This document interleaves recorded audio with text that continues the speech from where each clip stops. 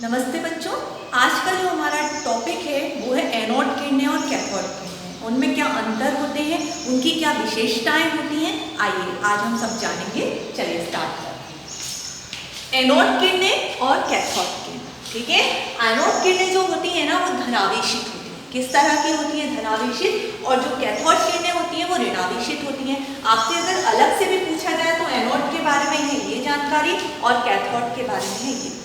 Okay, तो ये तो हो गया अपना। अब अंतर की बात करें, सबसे पहले अपन स्टार्टिंग अंतर से ही करते हैं और फिर हम इसकी विशेषताएं जानेंगे। सबसे पहले हम देखें, यह धन आवेशित कणों से मिलकर बनी होती है। जो एनोड किरणें हैं वो किससे मिलकर बनी हुई है? धनावेश से। और ये जो कैथोड किरणें होती हैं ये ऋण आवेशित कणों से मिलकर बनी होती है। ओके, ये चीज हो गई। दूसरी चीज, एनोड किरणों की प्रकृति विसर्जन नली में ली गई गैसों की प्रकृति पर निर्भर करती है।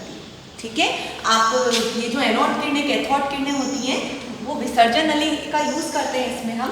तो यहाँ पर ये जो विसर्जन नली होती है उसमें गैसेज होते हैं। क्या होते हैं? कुछ गैस। तो गैसों की जो प्रकृति होती है उस पर एनोड किरणों की प्रकृति निर्भर करती है। मीन्स वो किस तरह का बिहेव करेंगे, किस तरह का नेचर वो प्रदर्शित करेंगे, वो किस पर निर्भर करेगा कि उसमें विसर्जन नली में किस तरह की गैस उसमें भरी गई है।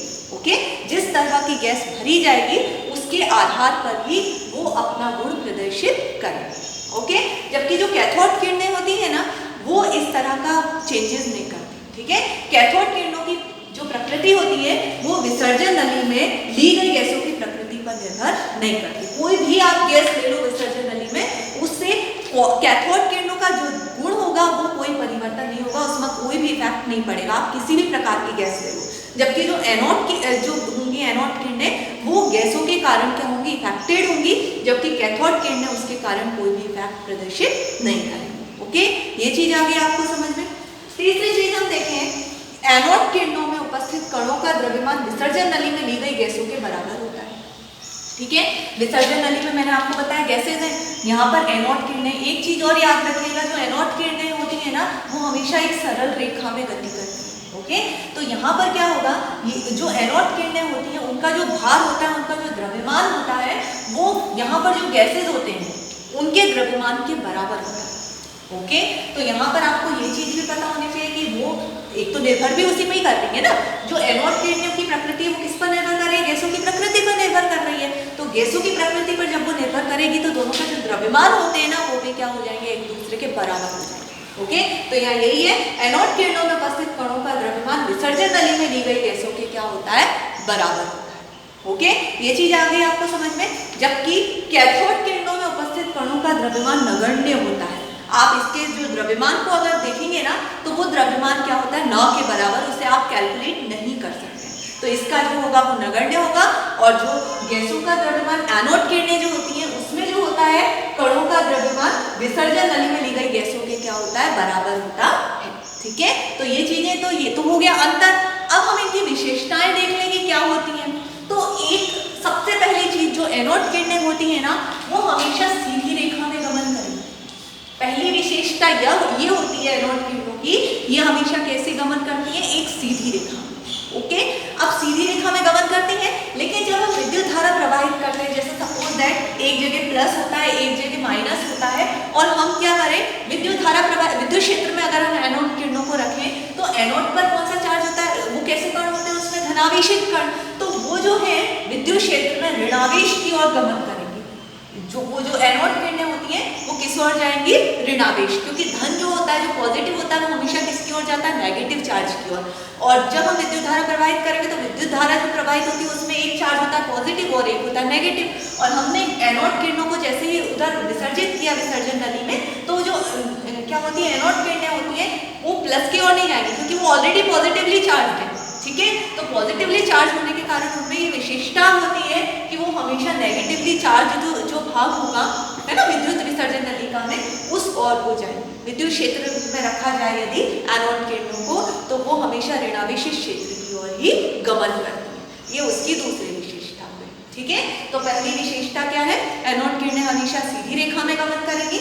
दूसरी विशेषता ये है कि जब विद्युत धारा प्रवाहित की जाए या विद्युत क्षेत्र में एनोड किरणों को रखा जाए या एनोड किरणें विसर्जित की जाए तो एनोड किरणें हमेशा ऋणावेशित क्षेत्र की ओर ही गमन करती है। तो दोनों विशेषताएं समझ में आ गई, डिफरेंस समझ में ये जो एनोड किरणें होती है धनावेशित होती है, इनका द्रव्यमान जो होता है वो गैसों के बराबर होता है, विसर्जन नली में जो गैसेज हैं है ना उनके बराबर होता है, और इनके जो द्रव्यमान होते हैं वो भी कैसे होते हैं, बराबर होते हैं, और इनकी प्रकृति जो होती है वो एक दूसरे पर निर्भर करती है, गैसों की प्रकृति पर ही निर्भर करेगा। ठीक है, अब आते हैं हम कैथोड किरणों की विशेषताओं पर। तो सबसे पहली विशेषता जो होती है कैथोड किरणों की भी वही है जो एनोड किरणों की होती है। कैथोड किरणें भी जो होती है वो हमेशा एक सरल रेखा में गमन करती है। ठीक है, पहली विशेषता समझ में आ गई, कैसे गमन करेंगी, वो एक सरल रेखा में गमन करेंगी। दूसरी विशेषता ये होती है कि ये जो कैथोड किरणें जा रही हैं, ये कैथोड है जो कि एक ऋणावेशित किरण है, जब इसके मार्ग में ओके अगर मैं कोई अपारदर्शी ठोस रख दूं, ये एक अपारदर्शी ठोस है, अगर मैं इनके मार्ग में उसको रख दूं तो क्या होता है, अपोजिट डायरेक्शन में इनकी एक परछाई बनती है। ठीक है, किरणें वैसे तो हमको दिखती नहीं है, लेकिन कैथोड किरणें जो होती हैं जब उसके मार्ग में अपारदर्शी ठोस रख दिया जाता है तो उसकी विशेषता ये होती है कि वो जो ठोस है उससे टकराकर किरणें क्या होती हैं, उनकी एक परछाई टाइप की वो बना देती है। ओके, तो ये चीज हो गई, दूसरी विशेषता हो गई। तीसरी, जब इस कोई धातु से कैथोड किरणें टकराती हैं, ठीक है, कोई भी धातु है ठोस, उससे कौन किरणें, ये जो कैथोड किरणें वो टकराएंगी तो कौन सी किरण मुक्त करेंगी, एक्सरे। एक्सरे किरण जो होती है वो हमको प्राप्त होती है कैथोड किरणों के कारण। ये तीसरी विशेषता है, कैथोड किरणें जब किसी धातु से टकराते हैं तो एक किरण बाहर निकालते हैं जो कि एक्सरे किरण। ओके, तो आपको तीनों विशेषताएं समझ में आ गई। पहले वो एक सीधी रेखा में गमन करती है, दूसरी विशेषता जब किसी अपारदर्शी ठोस से टकराएगी तो एक परछाई दिखाई देगी उसकी ठोस की। ठीक है, तीसरी चीज एक्सरे किरण वो उत्पन्न करेगी किसी भी धातु से टकराकर। ओके, तो ये इनकी विशेषताएं हो गई। ये ऋणावेशित है, ये आपको पता ही है। इनकी किरणें, ये जो किरणें होती हैं इनकी प्रकृति विसर्जन नली पर निर्भर नहीं करे, मतलब जो विसर्जन नली में जो गैसेज है उन पर निर्भर नहीं करती, जबकि एनोड किरणों की करती है। और ये किरणें जो होती हैं इनका जो द्रव्यमान होता है वो कैसा होता है, नगण्य, ना के बराबर होता है। तो ये सारी चीजें किसके बारे में, कैथोड किरणों के बारे में। आई होप आपको समझ में आ गई होगी कैथोड और एनोड किरणें। ओके, चलिए अब अगला टॉपिक हम अब अगली क्लास में करेंगे। ओके, धन्यवाद।